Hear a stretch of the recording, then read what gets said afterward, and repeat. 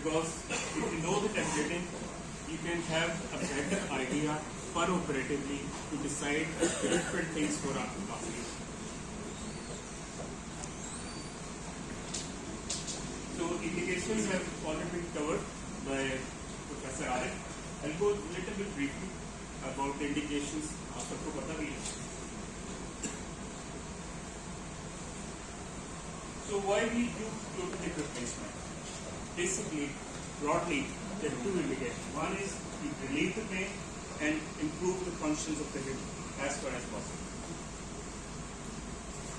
Generally, the indications are arthritis, and this arthritis may be degenerative arthritis, may be a post-traumatic arthritis, or maybe any inflammatory arthritis, this may be rheumatoid arthritis, and so many others. Then AVN, avascular necrosis, and again this AVN may be because of steroid intake or because of previous trauma, fracture dislocations, and sometimes maybe idiopathic. And similarly, there are certain congenital conditions which lead to indications of arthroplasty of the hip joint, like dysplasia of the hip, toxoplana, and scaphy, and sometimes the tumors around the hip joint. Now, generally, the hip arthroplasty may be cemented and uncemented, right? तो cemented में generally जब हम बात करते हैं कि cemented arthroplasty कब करनी है, तो cemented arthroplasty सबसे पहले आइडिया आता है तो old age. Old age का मतलब anything beyond 70 or 75, ठीक है? और दूसरी indication जो उसमें होती है कि look for the quality of the bone. If the quality of the bone is not good, or if the medullary canal is not such that give a rotational stability of the femoral component, then you decide for cemented arthroplasty. Similarly, non-cemented इसका reverse अगर कर लें, bone quality बहुत अच्छी है तो uncemented करेंगे, as कम है, पेशेंट बहुत एक्टिव मोबाइल है, तो सारी indication for uncemented arthroplasty. Now, doors classification सारे स्टूडेंट्स को पता है, सिंपल थोड़ा सा रिवाइज कर लेते हैं ताकि आपको थोड़ा सा आइडिया भी हो जाए. तो डोर्स क्लासिफिकेशन समझने के लिए सिंपल आप ये करना है कि आपने 2 लाइन्स ड्रॉ करनी है, एक at the level of the lesser draw और एक 10 centimetre beyond the lesser draw. Then you minus the cortical width, whole of the width cortical width में और मेडुलरी विड्थ में, you minus the medullary width from the cortical width and then divide it at the base area. So if your answer comes out to be less than 0.5, then it is door 1 या A, B, C. So A जो होता है ये, इसमें देखें bone quality cortices are very thick. You can offer the patients for uncemented total arthroplasty. And again, if the result comes out to be 0.5 to 0.75, again the quality is good. Again, the indication for uncemented arthroplasty. But if the answer is more than 0.75, then you can see the cortices are very thinned out. The canal is very wide. You cannot have good stability of the uncemented implant. So here you can go for cemented total. So A, B में uncemented और C में cemented. Now important is you must have a correct patient selection. Then good implant choice according to the patient selection and according to the quality of the bone. Then correct surgical technique. You must know how to do it. ठीक है, अगर आप ये सारी चीजें जानते हैं, only then you can produce good results. Now pre-operative planning. Pre-operative हम planning करते रहते हैं. Objective क्या है planning से? Objective ये कि हमने patient का selection बहुत importantly सही करना है. Then minimize any peri-operative complications. वो तभी होगा जब हम अपने patient को अच्छी तरह देखा होगा, जानते हैं, उसको investigate किया होगा. Then restore the center of rotation of the hip joint. What is center of rotation of the hip joint? तो क्या इसको किस तरह डिफाइन करते हैं? कोई नदी center rotation of the hip joint. The center at which all the rotations of the hip or the movements of the hip happen. ठीक है, ये तो पता है. अभी हम इसको डिस्कस करेंगे।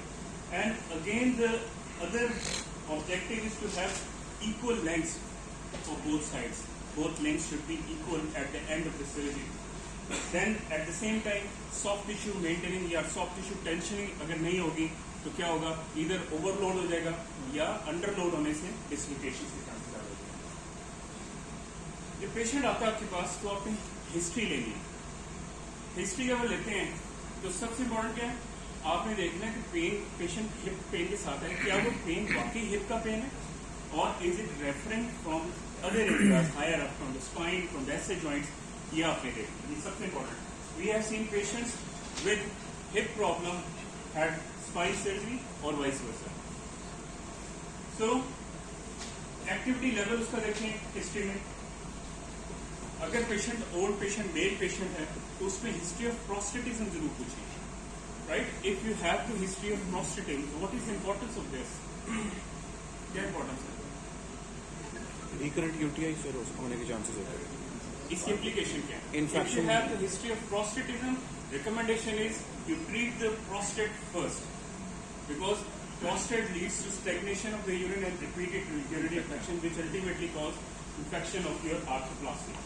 Again, examination of the orodental area और उससे पूछें कोई वुंड नहीं, प्रॉब्लम पहले से नहीं, कोई फ्रैक्चर तो नहीं है और जिस तरह कोमोर्बिड्स, डायबिटीज, हाइपरटेंशन वगैरह तो नहीं, ये हिस्ट्री में आपने जरूर देखना है। देन एग्जामिनेशन, डिटेल एग्जामिनेशन, उसको चला के देखते हैं, उसको जो आपका प्रिंसिपल है ना लुक फील मूव, तो लुक फील मूव आपने अप्लाई करना है, ठीक है ना। इसी तरह उसका गेट एनालिसिस देखें, एलएलडी देखें, रेंज ऑफ मूवमेंट देखें, तो ये सारी आपने उसका एग्जामिनेशन और एग्जामिनेशन। अगर एलएलडी है तो आपने प्री ऑपरेटिव भी आपको सोचना है कि इसको मैंने कैसे रेक्टिफाई करना है, किस लेवल पे इसकी लेग लेंथ डिस्क्रिपेंसी आपने इसको एड्रेस करना है। कॉन्ट्रेक्ट आपको सबको पता है, एक्टिव सेप्सिस और बहुत अच्छा पेनलेस आर्थोडेसिस उसको ना छेड़े और अगर पेशेंट को ऑर्गोलॉजी के उस साइड पे तो सीबी या न्यूरोलॉजिकल डेप्थ है तो आप इसको ना करें। Now for the investigation, the first investigation for any orthopedic problem is radiography. तो एक्सरे में आपने क्या देखना है, एक्सरे आपने एडवाइस क्या करना है, x ray of the pelvis with both hip joints, AP view. Then on the involved side, X-ray of the whole length of the femur, both AP and the lateral view. Now the lateral view is very important, जिसको हम ignore करते हैं, because sometimes either there is congenital excessive bowing of the femur of the proximal femur, or sometimes there may be an old fracture leading to deformity of the femur. तो उसको भी आपने pre-operative analysis करना है। तो X-ray क्या देखेंगे? So first of all उसका डायग्नोसिस कंफर्म करेंगे, हिप की पैथोलॉजी को इवेल्युएट करेंगे, हिप का हेड कैसा है, कंसेंट्रिक है नहीं है, जॉइंट स्पेस कितनी रोड हुई है, एसिड का स्टेटस क्या है, तो पहले से प्रीवियस इम्प्लांट तो नहीं पड़ा हुआ, ये सारी चीजें आपने देखनी। Now x-rays, what is the standard x-ray, जो हम कहते हैं ना एक्सरे, तो स्टैंडर्ड एक्सरे आपने करवाना कैसे, तो this slide is very important. इसमें आपने patient is supine on the table with the cassette underneath hip joint or the pelvis, and the tube must be perpendicular to the pelvis, and it is not 1.8, it is 1 meter from the pelvis, 1 meter, sorry, इसको 1 meter पे, and if you look at the feet, there is internal rotation kept which is 50 to 20 degree at the time of taking X-ray. Now with this proper positioning and placement of the tube and the plate, you can have a proper AP X-ray without rotation and true magnification which is 20%. अगर ये आपका 15 degree to cover the anti-version. Internal rotation of the 15 degree to make the anti-version parallel to the plate. Okay. Now CT scan is also indicated in some of it, not all, and CT scan is indicated only when the patients have a patient with a very bad hip, maybe because of previous trauma, because of acetabular defects, और previous उसमें आपको देखना है कि उसमें बड़े बड़े defects नजर आ रहे हैं और एक्सरे में आप उसको प्रॉपरली इवैल्यूएट नहीं कर सकते। आपने प्री ऑपरेटिव सीटी करवा के उसको देखना है कि आपने वो पर ऑपरेटिव उसको कैसे मैनेज करना, राइट। तो मिरर एंटीवर्शन सिस्टम मैंने बताया, और समटाइम्स रियल सर्जरी में भी या एंकलोजिंग में भी कभी कभी करना पड़ता है। लैब इन्वेस्टिगेशन में सबसे इम्पोर्टेंट एक तो रूटीन का आपको बताइए ना, आपने यूरिन को जरूर करवाना है। हम तुर्की में हमारी मैंडेटरी जब तक हमारे पेशेंट का यूरिन कंप्लीट और यूरिन कल्चर नहीं होता हम उसको ऑपरेट नहीं करते. तो culture should be negative, urine should be clear of the pus cells. Only then we proceed with the second step. Similarly, if the patient is old age or having history of any previous cardiac event, echocardiogram must be done. और आमिर साहब लाजमी करवाते हैं कि patient पहले कोई fracture की वजह से 3, 4, 5 मिनट घर पे बैठा हुआ है तो उसका हमने डॉपलर स्टडी जरूर करवानी to look for any.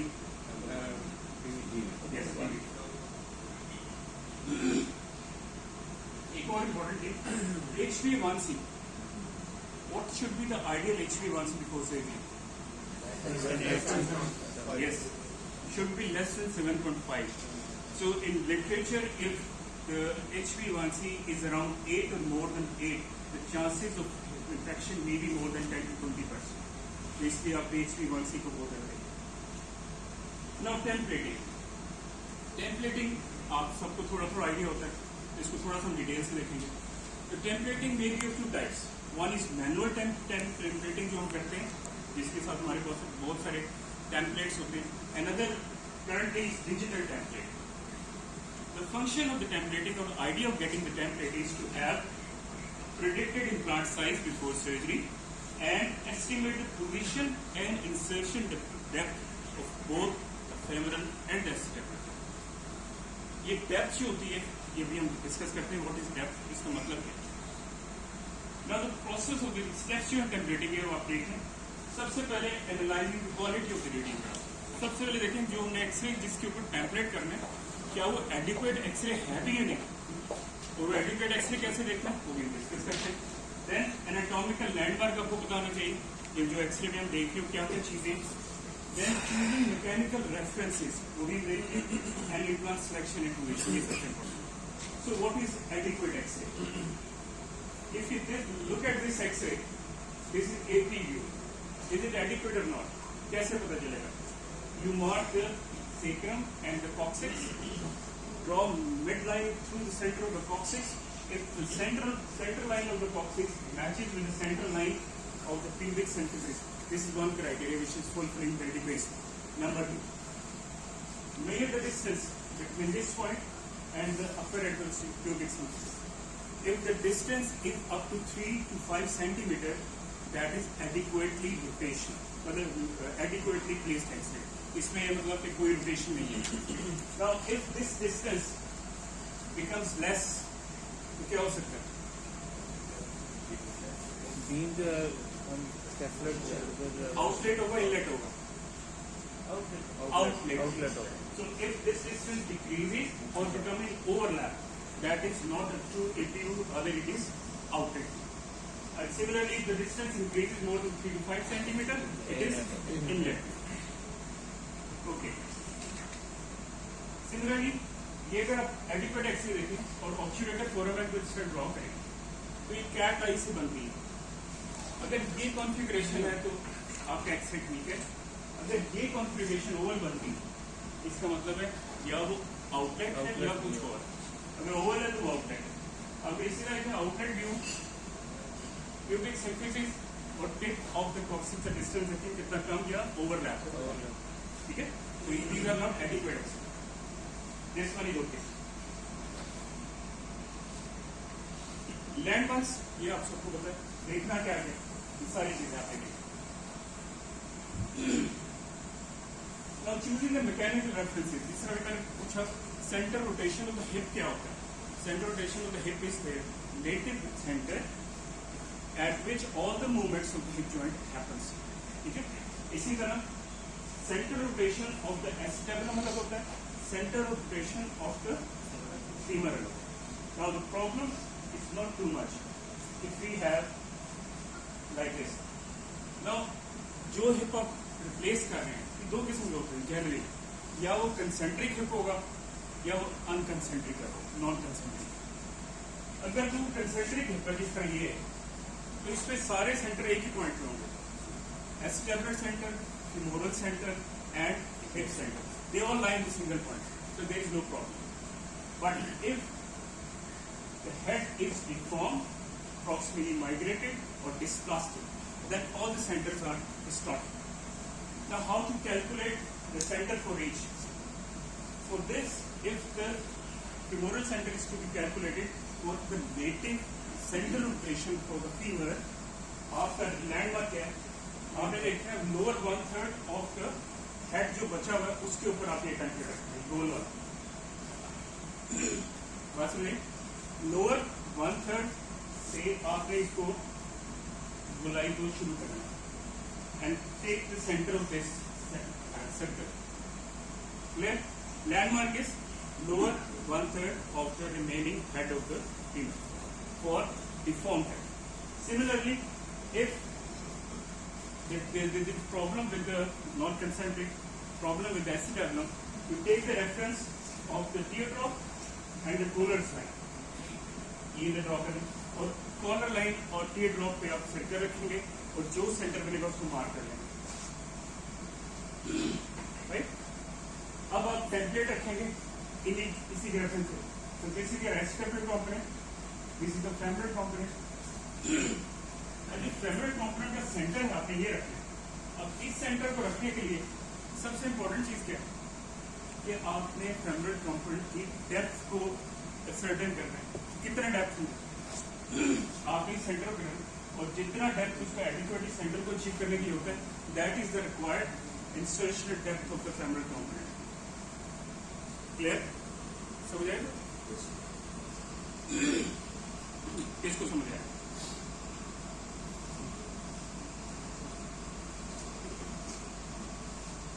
एसिडेबल component का टेम्पलेट रखा, उसका सेंटर। फेमरल जो हमने एक सर्कल रखा था, उसका सेंटर। इस सेंटर को अचीव करने के लिए आपने उसी सेंटर को अचीव करने के लिए आपने टेम्पलेट उसी पोजीशन में रखना ताकि आपका सेंटर वो मैच कर जाए। ठीक है? जब इनको आप रिड्यूस करेंगे आपस में तो you can achieve the native center of rotation of the hip joint. तो आपका प्रॉब्लम सॉल्व हो जाएगा।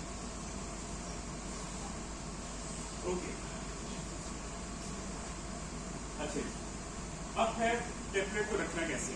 तो इस तरह के टेम्पलेट होते हैं आपके हाफ सर्कल एसिडेबल कंपोनेंट के। ठीक है? तो आपका जो लैंडमार्क है टीयरड्रॉप और लैंडमार्क आपका कॉलर लाइन। ठीक है? तो टीयरड्रॉप में जो इसका इंफीरियर एज होता है उसको आपने रखना है।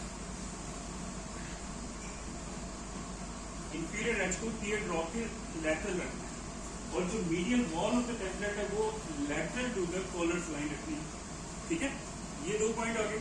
फिर आपने इसको मॉडिफाई करना है कि इसको आपने वर्जन कितनी देनी है। तो आपने इसको इंक्लिनेशन कितनी करनी है? 40 to 45 डिग्री। लैटरल व्यू में देखें तो इसको 10 to 20 डिग्री एंटी वर्जन की। ये तो सिंपल है। इसी तरह अगर सीमेंटेड आप करेंगे तो आप एक 2 to 3 मिलीमीटर का एक स्पेस छोड़ना है around the template and the collar line for the cement metal to settle. 2 to 3 millimetre, ये वो पॉइंट है। अब फेमरल कंपोनेंट का टेम्पलेट आपने किस तरह रखना है? कंपोनेंट जो आप डिसाइड करेंगे it should be according to the size of the medullary canal, number 1। Clear? ठीक है? उसके बाद नेक की लेंथ कौन सी रखनी है? जो आपकी neck length centre of the femur को जो हमने निशान लगाया था इसका सेंटर उसके सेंटर के साथ कोइंसाइड करें। अगर वो नहीं करता तो थोड़ा सा इसको इंसर्ट करके उसके ऊपर लेके आते हैं। जब इंसर्ट करते हैं क्या कर रहे हैं? बेसिकली इंसर्शनल डेप्थ डिसाइड कर रहे हैं कि कितना नीचे जाएगा। ठीक है? जब वो आपका सेंटर हो जाएगा तो फिर आपको पता चलेगा कि आपने नेक को काटना भी कहां से। ठीक है? तो neck cut, centre, insertion depth and size of the bread, ये सारी चीजें आप इस पे देखेंगे। ये बड़ी इंपॉर्टेंट है। Now the centre of the rotation of the hip joint. Hip joint आपने डाल दिया। अब ट्रायल कंपोनेंट डाल के आप चेक करते हैं ना रेंज ऑफ मूवमेंट, उसकी स्टेबिलिटी, उसकी टेलीस्कोपिंग करते हैं ना चेक। तो अगर आपको लूज लग रहा है इसका मतलब आपकी प्रॉपर टेंशनिंग नहीं है या उसकी प्रॉपर लेंथ आपने अचीव नहीं की, सेंटर रोटेशन ठीक नहीं आता। तब सेंटर ऑफ रोटेशन आप पर ऑपरेटिवली चेंज कर सकते हैं by 3 ways. Number 1, by moving the hip, जो आपका कप है, moving the hip either lateral or medial, ठीक है। जब आप लैटरल मूव करेंगे तो उसकी